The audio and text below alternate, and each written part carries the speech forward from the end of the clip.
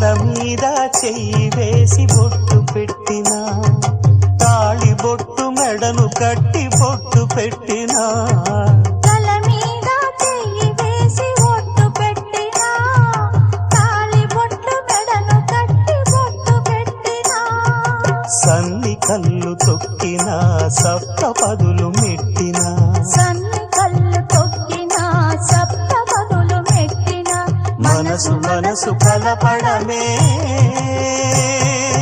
మంత్రం పరమార్థం.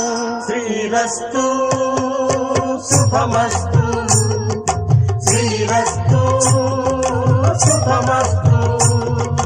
శ్రీకారం చుట్టుకుంది పెళ్లి పుస్తకం, ఇక ఆకారం దాచుతుంది కొత్త జీవితం.